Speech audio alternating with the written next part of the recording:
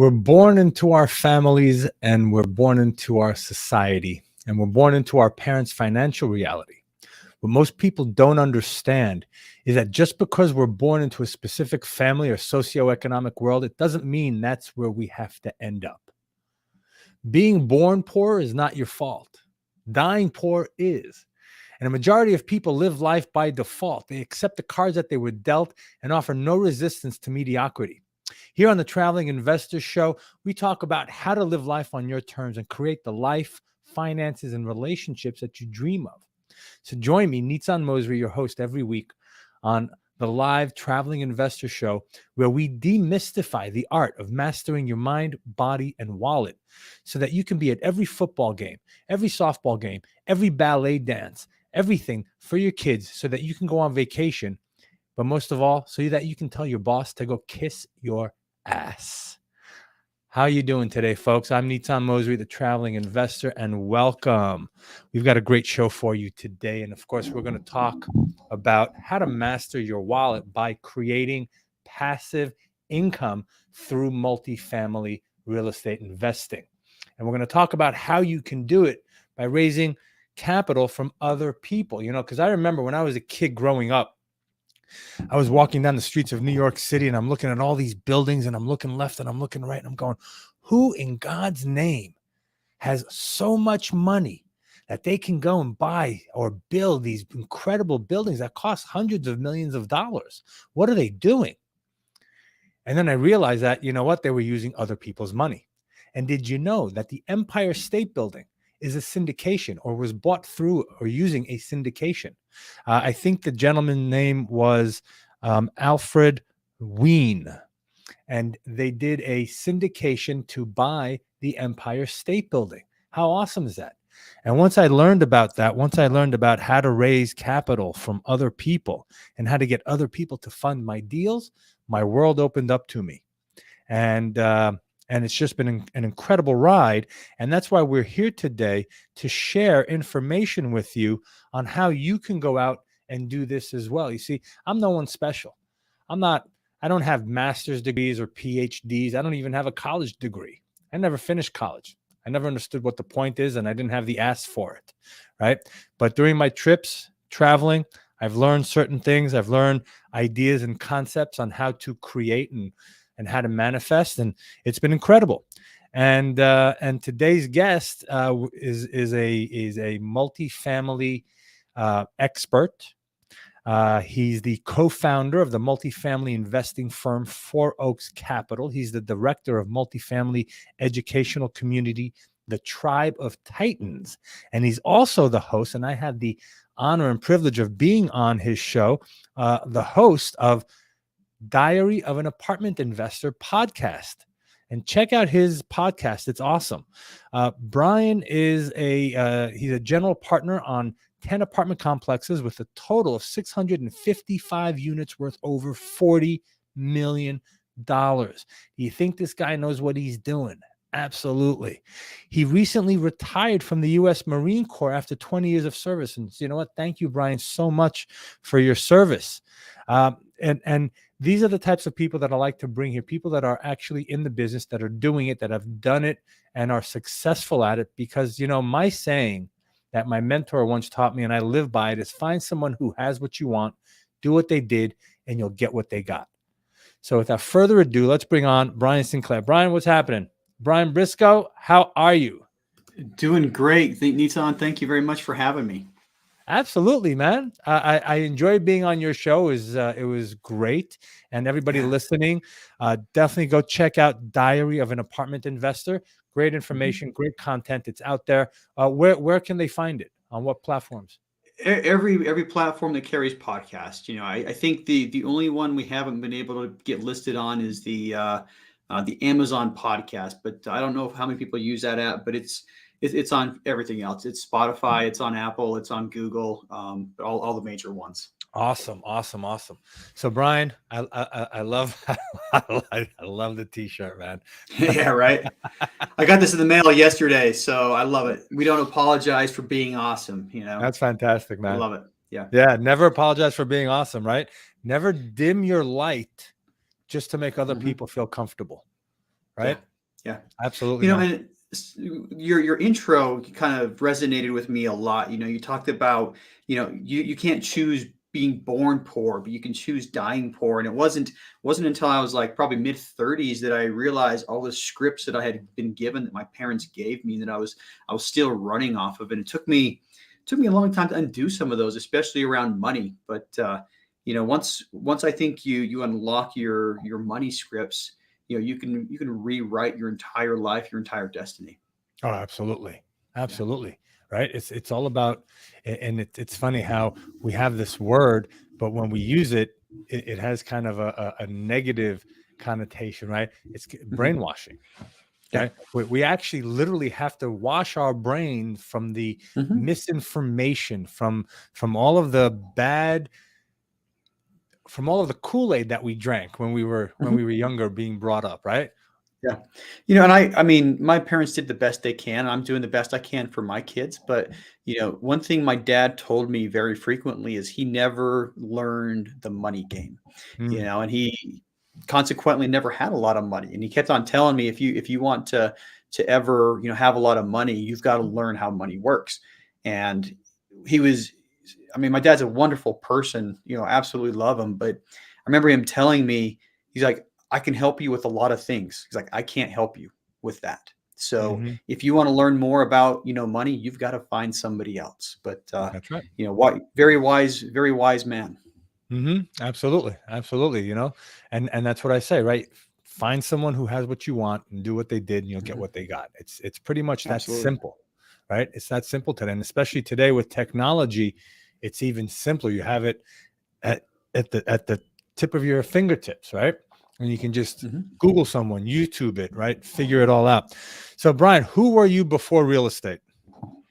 Before real estate, I think my entire identity was wrapped around being a Marine. I was active duty in the Marine Corps for 20 years before I retired. But I think between my profession and my religion, that was almost 98% of my identity. When people would ask about what I did, the answer was I'm a Marine. And that Mhm. was such a big part of my life for a really really long time. So I mean that's who I would have told you I was, couple of 3 to 5 years ago. But once again, I started realizing, when I got close to that 20-year mark, probably 3 years out of out of my for 3 years out from retirement, I started realizing that if I didn't reframe what I thought about myself, my my transition wouldn't be very smooth. I was going to go from being a Marine to not being a Marine. And if my identity was so wrapped up in what I did, that I would have an extremely hard time, letting go of that. And so, I spent a lot of time really thinking, and it took me a while to realize it, but I was much, much more than just what I did as a profession. I have many roles, I do many things, but yeah, I think if you asked me 3 years ago, I was a Marine. Now I'm an apartment investor. I'm still a Marine. I'm a father. I'm a husband. Um, I'm active in my church. I do a lot of things. And once again, I'm also defining myself who I am by what I do still, but Right. I'm still working on that. That's awesome. Well, Yeah. that's amazing that you were able to um, go from the Marine Corps in. Did you make that jump directly from the Marine Corps into real estate, or was there something? It was a Yeah. transitioning point. That was my transition plan. Going back, one of my so 2 jobs ago, I spent my last 3 years at the Pentagon. But prior to being at the Pentagon, I was the battalion executive officer, which in layman's terms, I was a chief of staff. All the staff answered to me, and I only had one boss, and that was the battalion commander. And I remember, one of the things that the DoD has implemented to help people transition is every Marine who's getting out of the Marine Corps has to sit down with the battalion commander and talk about their plans. And I had a really, really good battalion commander who was very detailed and very, would dig down into the Marines' plans and make sure they were set up for success. And about this time, here I am, Major Briscoe at the time, almost lieutenant colonel, and I realized I had no plan for post Marine Corps. I had no plan for my own separation, and that's what really got me thinking and really got me, planning for the future. And I made made a lot of strides internally about what I wanted to do. And I think I always been fascinated with real estate. I had a handful of investment properties at the time, all single family. And I started exploring the whole what comes next a lot more, and ended up landing on multifamily. And so while I was active duty, the last 3 years, every single day of leave or vacation that I took was all towards my multifamily goal. I'd be at conferences, I'd be at educational events, and later on in the process, I'd get in my car and drive and go look at properties and just take a lot of time off. So, fortunately, I had a fairly flexible job at the Pentagon, and I was able to spend 30 days a year. That's what they give you for your annual leave. I was able to spend 30 days a year away from work pursuing multifamily, and then, every night, every weekend, chipping away at it. Wow. That's awesome, man. That's the way you got to do it, right?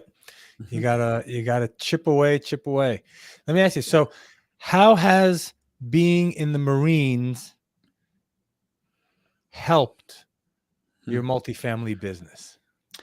There's a lot of things that I think Marines do well, and it's systems. The Marine Corps is very good at systems, and this is exactly how you're going to do X, Y, or Z. And it wasn't until I started, was much older and started peeling back the onion that I realized the value of systems. They have certain things that are required to be done by every single unit Marine Corps wide. They have an inspection program that comes through and makes sure everybody is doing it. And I mean, even when you get down to boot camp, the whole boot camp process is, teaching Marines the system. This is how you do everything. I mean, every Marine in the world knows what tap rack bang is. It's what happens when your rifle jams. It's what you do to, unjam a rifle and keep shooting. But they beat that into your head. And yeah, I think the best thing that comes out of it is just the need for systems once you scale. If you're managing one or two properties, or especially single family homes, you don't need systems. But as you scale, you're going to be limited by the systems that you create around your business. And so that's kind of the biggest lesson learned, and the thing I keep on going back to is, we would call it making things Marine proof, and that's basically designing a system so that everybody can do it. That's great. So let's talk more about systems. So multifamily, right? Multifamily business, multifamily acquisitions and management. What kind of systems would someone getting started need, and how would they create them? What would be a great way for them to create it? Well, really, I look at the things that are repeatable. What things am I going to do on a repeatable basis? And then you start just by shortcutting. So I realized I was getting on a lot of investor calls. And after the investor call, I was sending a lot of follow-up emails. So one of the systems that I implemented first is I came up with a rough script of what I would talk to potential investors about. I also created a Google form that populates a spreadsheet. Every time I'm on a call, I go through the script and I fill out the Google form: name, email address, phone number, the things that are going to populate into your CRM later, into your email database later, what they're interested in. Are they accredited or not? Things like that. And even the follow-up, I have a very scripted follow-up. I've got it in a file that I keep open on my desktop while I'm on the call. And once I'm done with the call, I'm basically cutting and pasting elements of a form into an email. Hey, if they're interested in our educational program, I cut and paste this paragraph here, or this section here. If they're interested in passively investing, I'm cutting and pasting that into there. Add a couple of personal touches at the front and launch it. So, I mean, that's just a sample of some very simple systems that people can do from the beginning. And really all it takes is a Google form and a Google Doc, one doc for my scripts, and the Google form so that I can type things in as I'm going, and it automatically saves to a spreadsheet for me. Wow, that's awesome. Absolutely, man. And it takes a lot of time off. That 2, 3 seconds, 5 seconds, 10 seconds that you can just chop and move, it adds up. It adds Yeah, up it does. because we're talking to a lot of people, Hmm. right? Building relationships. Yeah, I mean, just that alone. I mean, on each follow up email buys me, 5 to 8 minutes on each follow up email, and then I don't have to, manually upload things to our database. I can just once a week take the spreadsheet, upload the spreadsheet to the database, and instead of the time to manually populate that form, it actually takes. It's not me that does it. I have a virtual assistant that runs that part, but once a week, every Friday, she's uploading that form into our database to make sure all the new email addresses are captured. So, yeah, it's just a matter of figuring out the things that you do on a regular basis and then doing in the same way every time. And that's really the whole idea behind the systems. Hmm. Absolutely. And it's great to have a system because when you start scaling, you talked about scaling, right? Hmm. That Yep. to have these systems in place because people in your organization will come and go Yeah. constantly.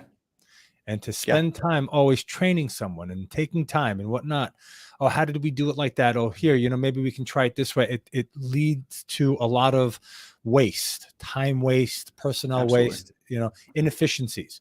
So when you have Yeah. someone new on your team and you just hand them a booklet, hand them a diagram, hand them something, a video says, here, this Hmm. is the process. This is what you have to do. This is A, B, C, and D.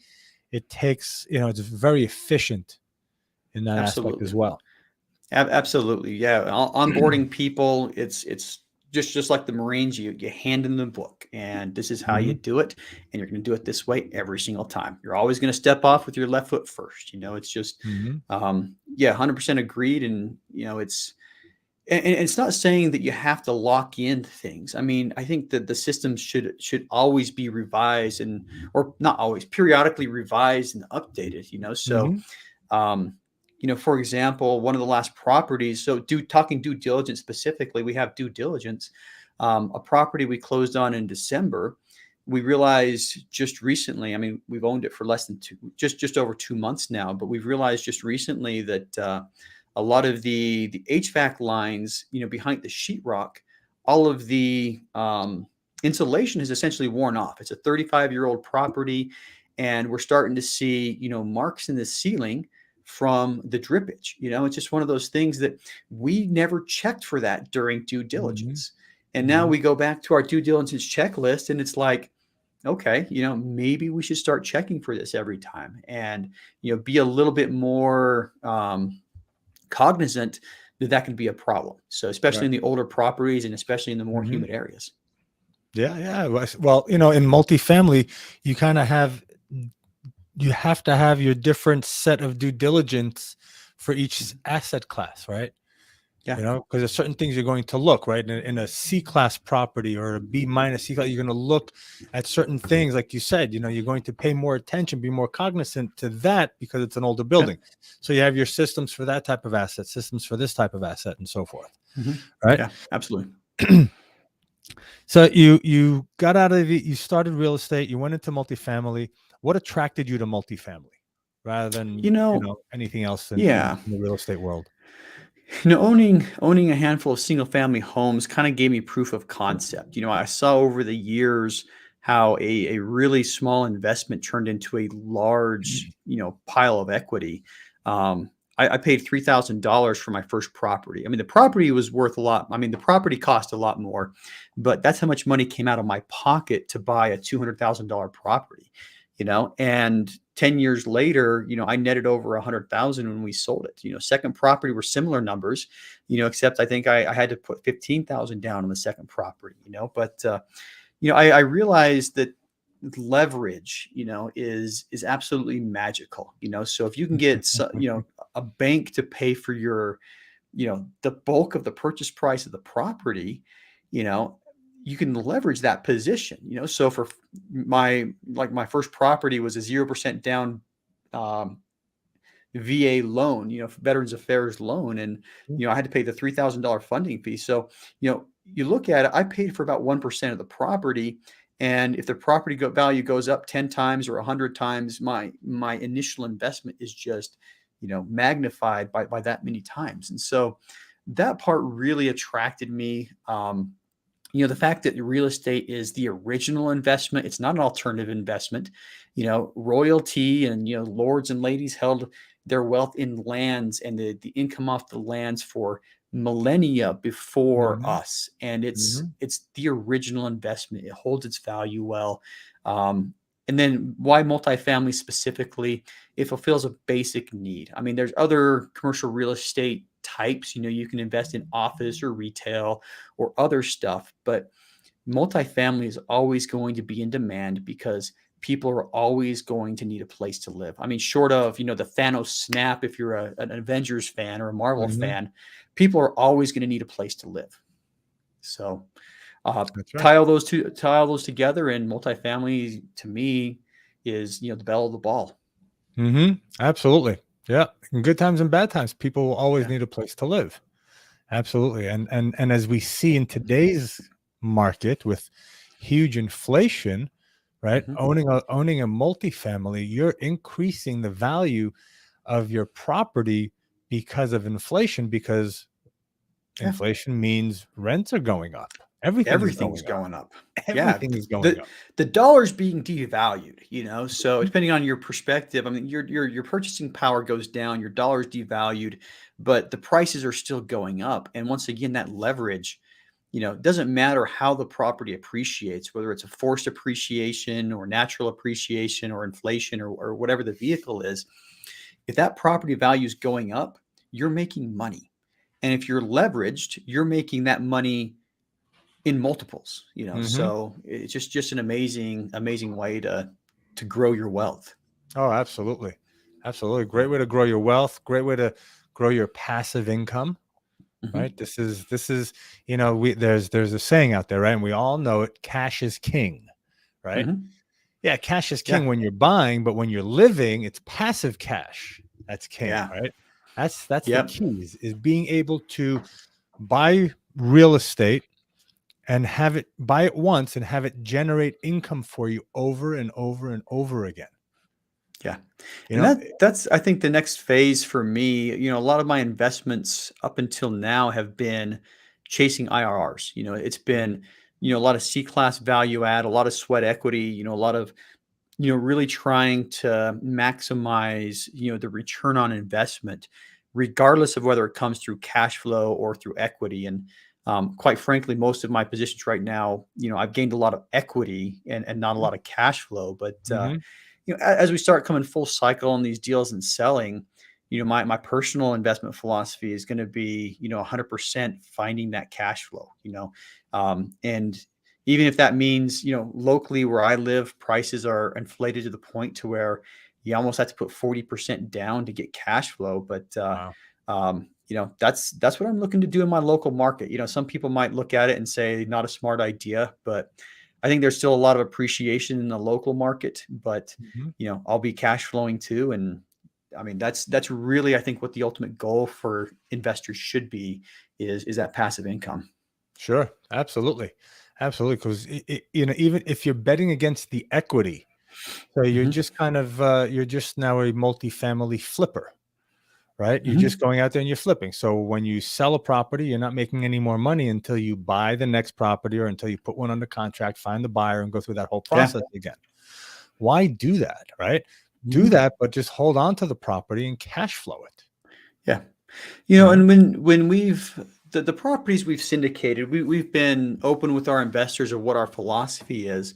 And our philosophy was also chasing the IRR, and I think a lot of people are in this stage, and I look at wealth differently now. When you have nothing, I think chasing the IRR and chasing those big pops is probably the best route for most people. But Sure. once you start accumulating wealth, like I said, from there, it's a matter of turning it into passive income. So on our syndications, that's the type of investor we've been basically, marketing towards. And so, our investment horizons are, 3 to 5 years. It's a 2-year renovation, stabilize and sell, because that's where you maximize your returns. Hmm. And as you kind of mentioned, the downside to that is, once we sell a property and give people their money back, the money stops working. and everybody's got to find a new place to park their cash. They got to find a new investment. So depending on what people's investment goals are, you may be looking for a group that's going to buy and hold long term. If you're looking for cash flow, if you're looking for the pop, maybe the fix and flip style of apartment investing works for you, the value add. Mm-hmm. Mm-hmm. Right. So, with the apartment investing, right? How did you start raising capital for it? Did you, when you got into multifamily, did you use your own capital? Did you partner up with people? Share with the listeners, with the travelers today. A lot of them, a lot of people are new. They're getting involved. They're out there going, I want to do this, but how? Right? How do I? Yeah. I don't have 100,000. I don't have 500,000. I don't have $1 million in my bank account. How in God's name am I going to do this? Right? Yeah. So good question. And I think everybody is limited in what they can buy by the amount of money they can bring to the table. And I was fortunate enough to have a handful of single family properties. I think for most of my adult life, prior to about 4 or 5 years ago, I was looking towards my pension at the end of the Marine Corps, and thinking, I didn't save a lot. I mean, yeah, I was investing to my 401k. I was doing the things people told me to do, but I was fortunate to buy a couple houses. And so when I started looking at multifamily, I had a little bit of money to work with, a low 6-figure sum to work with. But, and at first I started looking for, okay, I have X amount in my bank account. And if I need to put 25% down, I can buy this big of a property. And the numbers at the time were like a 6 to 8 unit, in the neighborhood or in the city where I lived. But I started really realizing that there's economies once you scale, once you get above like the 80 to 100 mark, there's a lot of economies, and it's easier to manage per unit and easier to scale. But I had to, like you mentioned, I had to figure out the other people's money thing.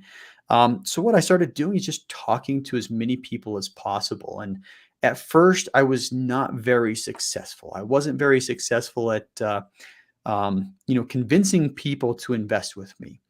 And it was mostly because I was trying to do just that. I was trying to convince people to invest with me. And, I realized over time that I had an investment opportunity that, people seek after, that a lot of people just didn't know that they want. Right. And so I changed my strategy to one more of education, to talking people, to explaining how things work, and then just saying something like, hey, and if you're interested in investing in something like this, just let me know. And it was amazing how many people self-select. You explain how the multifamily investment works. You explain how a syndication works. You explain the benefits of real estate, whether it be the appreciation, the cash flow, the tax benefits, or low risk of loss. Whatever aspect. But it really just became a matter of educating people as to the power of multifamily as an investment vehicle, and waiting for people to say yes. And it happens more often than it doesn't, that when I'm explaining it, people are like, yeah, I want to do that, or a very simple question that I was always asked, or frequently asked, that's very low threat, is, do you know anybody who'd be interested? And that's a magical question, because it's not threatening. I'm not asking somebody directly if they're interested. So there's low threat for me to, no fear of rejection. But, once again, people will self-select when you give them the opportunity.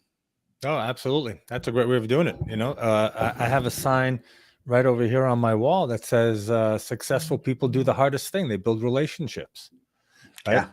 This is a relationship business, right? People think that, there's another saying that goes around, and I'm sure you've heard of it, and everybody's heard of it.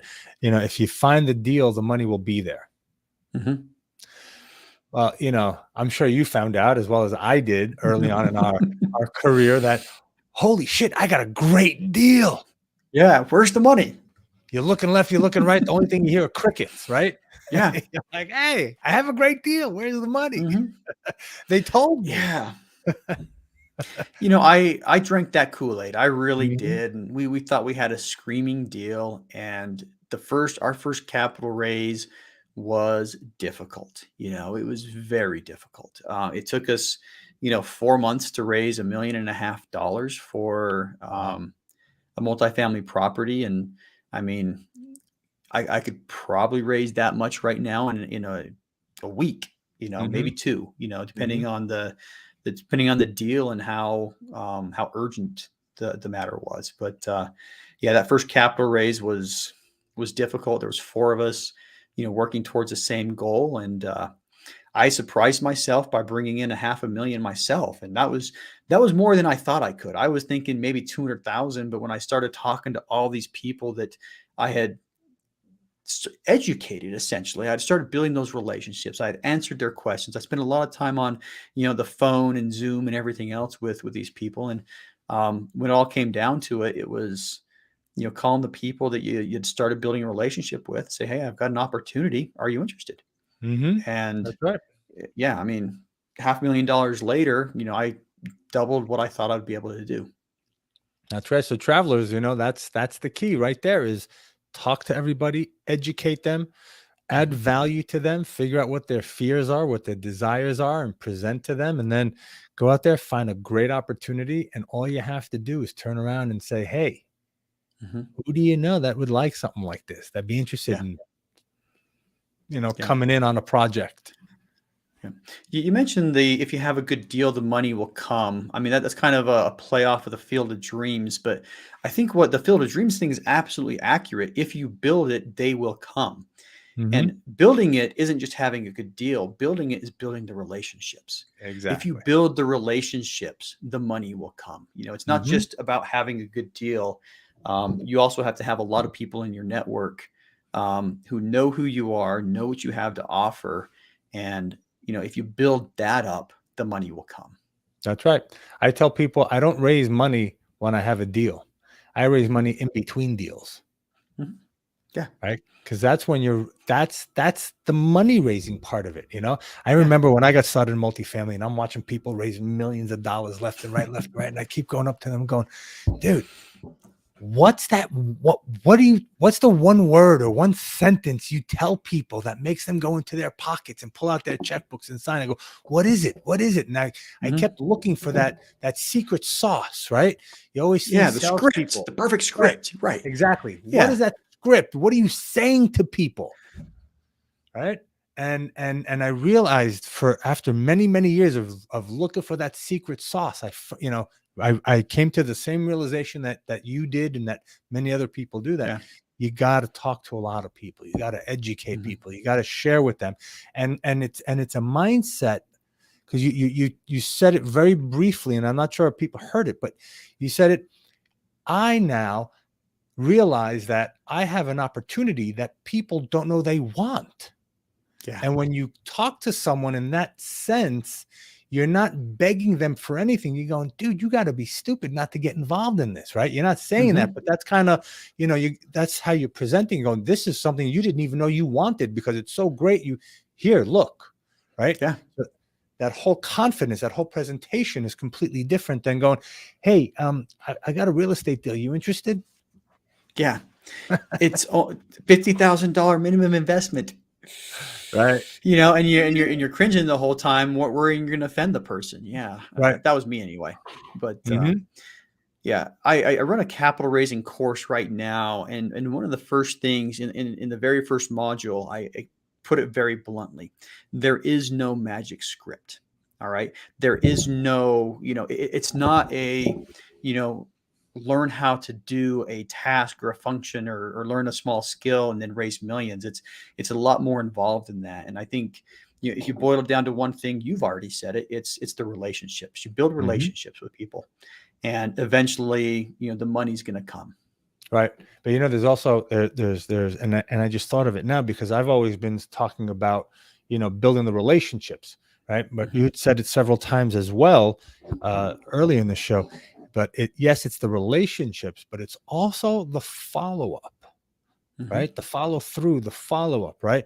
We go to events, we go places, we meet people, we grab a card, we put it in our bag, we get home, we throw it on the desk, and and then people say, well, I've got a shoebox full of 10,000 contacts. Yeah, but they don't know you. You don't have a relationship with them. You met them once. They probably don't remember you because they were, 3 bourbons into it. Or you were the 87th business card they collected that day. Yeah, exactly. Yeah. I was at Best Ever Conference last week, which I think is the best ever conference I've been to. But in the aftermath, I saw a lot of people posting on LinkedIn about the conference and your net. And I made a couple of posts exactly about that. It's not about the people you met there; it's the people that you follow up with. Meeting is the first step. It's the follow up, and it's the relationship that you build after you meet somebody at the conference. That's where the magic happens. And I paid a lot of money for that conference between hotel and airfare and the ticket itself. If I find one person that invests with us, that money is going to come back to us, number one. But it's not just meeting somebody at a conference and then 6 months, 3 months later, calling them up and say, hey, you remember me? We met at a conference. Here's the selfie we took together. Do you want to invest? There's a lot of intermediate steps. There's the follow-up. There's the extra phone calls that you're getting on, the emails that you send. It's all part of that relationship that you have to build with somebody, before they're going to reach into their back pockets and invest. Absolutely. Do you want to share a little bit maybe about what your system is for the follow-up? My conference system follow-up isn't as robust as my, just get people on the phone follow-up. It is very similar. I mean, I do keep track of now. So basically what I do is when I talk to somebody, if it's somebody I want to follow up with, I'll ask for a card or some sort of contact information. All right. I get a lot more cards than people that I really want to follow up with. And so my follow-up system at a conference is I will take a picture of the business cards that I want to follow up with.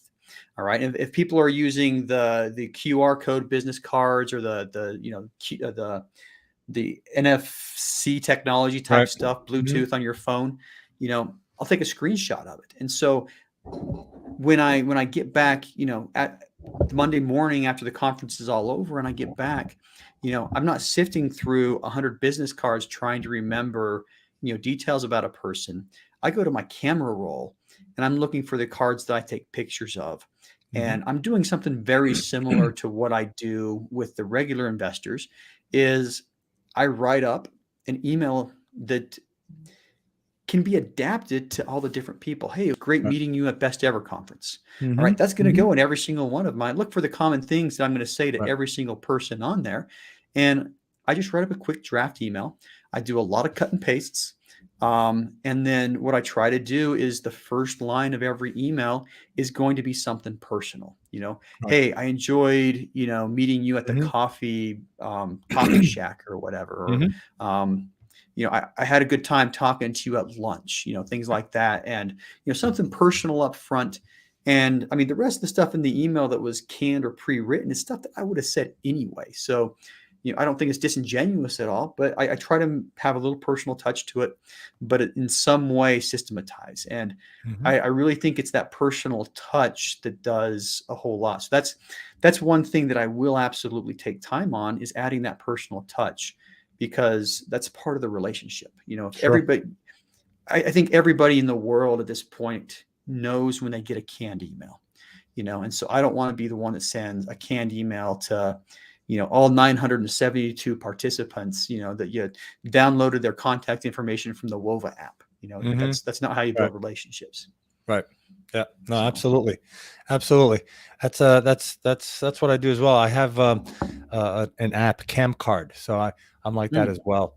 And what I used to do is I used to go in business cards, people that I wanted to talk to. I would, obviously write notes on the card. Yep. And then I put, in this pocket, people I want to talk to. In this pocket, people I'll just put into my into my active campaign and just cycle them through. Yeah, I have done the same thing wearing jackets before. But what I found is I will inadvertently mess up my left pocket, right pocket system. And There so you that's where I started thinking, how can I better do this in snapping photos? But go. Mhm. the left pocket, right pocket was also something I did for a long time. Yeah. Yeah, yeah, yeah. Very, Now very now I subtle and I bend the card. I bend the corner of the card so that, if mm, I do mix up, pockets or packages, or mhm, if it's got a bent corner, that's mm, that's something definitely, right? So, yeah, yeah, yeah. just you go to we go to so many events and so many things, everybody has their own little way of marking, of Mhm, identifying the cards. So we got a few minutes left. So let's talk mhm. quickly. What are you seeing in the market today? What's going on? Multifamily. Yeah, What's wow. happening? So, the it's not a secret the Fed has flooded the market with money, and so Mhm, there's a lot of people who are sitting on a lot of money right now, and there's a lot of money looking for investments. So I think that's part of the reason a lot of this crypto has exploded. Part of the reason that the real estate market has exploded. So that's just one aspect of it. Rates are still historically low, even though they've crept up a little bit over the last couple of months. mhm. I mean, a month and a half ago, I locked in a personal loan on the house I'm in now at 2.75%, which is ridiculous. So, Wow. low rates have kept the market cooking. High inflation have kept prices going up, and the market being flooded with money looking for places to invest has also pushed prices up. So what we're seeing is very much a seller's market where there's multiple bidders on almost each and every property that hits the market. Mhm, Um, and so you really have to be a little more competitive when you're finding these deals. And I mean, to be able to make the deal work, you've got to be willing to offer a little bit more. And I think there's two ways to do that. Number one is you have a conversation with your investment base, and you just say, hey, look, if you want to invest in apartments, so do we, but here's what it's going to take. We're not going to offer 20% IRRs anymore. We're going to put a little more realistic number on our products, and maybe we're offering 12, but it's a conservatively underwritten 12 instead of a very shaky 20 mhm, when you start peeling mhm, back the onion. So I mean, the prices are high, the competition is fierce. There's still a couple. I mean, besides purchase price, there's other ways you can make your offer stand out. You can put in, hard money down. You can do that, and the more money you have non-refundable the first day, you know, it's a risk, but it can help you to actually get the deal if you're willing to prove to the owner that mhm, you're serious about closing. So where I see the market going, though, I mean, 7.5% inflation in 21. They're forecasting 5% inflation in 22, and those aren't realized in rents until the following year. I mean, the 2021 inflation, if people sign a 12-month lease, you're not able to realize those rent bumps until the following spring or early summer when most of the leases come due. So, I think May June timeframe, we're going to see a lot more leases come due and a lot higher numbers for the mhm, rents. mhm, And then if we do hit that 5% mark on inflation in 22, I think you're going to see the same thing in early 23, and that's going to affect rents, and it's also going to affect property values. On the flip side, the Fed's threatened to raise interest rates, but I think historically what we've seen is they will raise them a little bit, but as soon as the market starts to cool off, they're going to bring those rates down slightly again. So I think any raise to the interest rates that happens, at that level is going to be dialed back in a year or two, or even less once the economy starts slowing down again. So in the near term, we might have a little bit of slowdown. I mean, prices are still going to go up because of the inflation. Rents are still going to go up, but with interest rates going up, the cost of capital is higher. So you have basically the opposite effect. One thing's pushing prices down, one thing's going to be pushing prices up. I'm not sure which one will win, but I don't think prices are going to go down in the near future. mhm. And then when interest rates come back down in 2 to 3 years, like they very likely will, things are going to heat back up again. So Right now I would forecast, a year or two of slower growth, and then, back into, what we've seen in the last, 5 to 8 years. But I don't think prices are going down. Yeah, I don't think anything's slowing down. What are your thoughts about another crash happening? I mean, everybody's talking about Yeah, it. I'm seeing no everyone's. loan docs. I'm seeing no doc Mm, loans coming out now. You know, yeah, I mean, what we've seen from the Fed, from the federal government in general, Congress, um, over the last couple of economic slowdowns, is they are going to be very quick to flood the market with money. We've seen hmm that in the last couple of times. I remember in 2008 thinking a $750 billion bailout bill was outrageous, and those numbers aren't even, I mean, Congress doesn't even think twice about hitting that number again. But you know, if there is a slowdown, if there is a recession, number one, it's a great buying opportunity. So absolutely. I was rereading Cash Flow Quadrant, and Robert Kiyosaki mentioned that he and his wife, purchased $100 million worth of real estate in 2009. Because of the crash. So hmm if the market crashes, there's going to be a couple of people that are, there are going to be people who are affected. Don't get me wrong, but if you're in a solid cash flowing product and you can meet your financial obligations, you'll weather the storm. And so hmm if you're As looking long at a as your debt, pending, as long as your debt allows it, right? as long as your debt allows it, yeah, if you You can meet see, your obligations, yeah. So if you're on a bridge product and your loan comes due in the middle of that recession, you might have problems. right? So that's really, what's on my mind right now, which is why I said, for my personal investment philosophy, I don't mind putting 40% down on a property, because if I put hmm 40% down on the property, I can weather some storms. Right. And it may mean that, I'm buying, four plexes and eight plexes instead of 20 plexes with my own money, but um, it's going to give me a little bit of security. It's going to give me growth, and it's going to give me cash flow, and it's going to be resilient. So, I think that investors should be looking for maybe a little more conservative of an investment philosophy. So people who are looking a little more conservatively at their tea leaves. But that it's kind of a conundrum, because you have to pay top dollar right now to get things, and if you're looking at things conservatively, it's hard. Anyway, where's Mhm. that balance point? Right. Yeah. No, absolutely. So Absolutely. yeah, If we had a crystal ball, we'd all have millions of dollars in our back pockets right now, I right? know, right?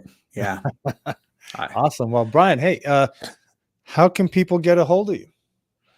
So best way to get a hold of me is on LinkedIn. Definitely, reach out to me on LinkedIn. Say, hey, tell me where you saw me, and I'm usually pretty quick to respond on LinkedIn. And if after responding on LinkedIn, it looks like our interests align, I'll be happy to set up a call. Um, we're also building a community, educational community. It's called the Tribe of Titans. I am in, answering questions in that community and building content, several hours a day. So, if you really want, a big chunk of my time, come join our Tribe of Titans community. Awesome, man. Where can they find that?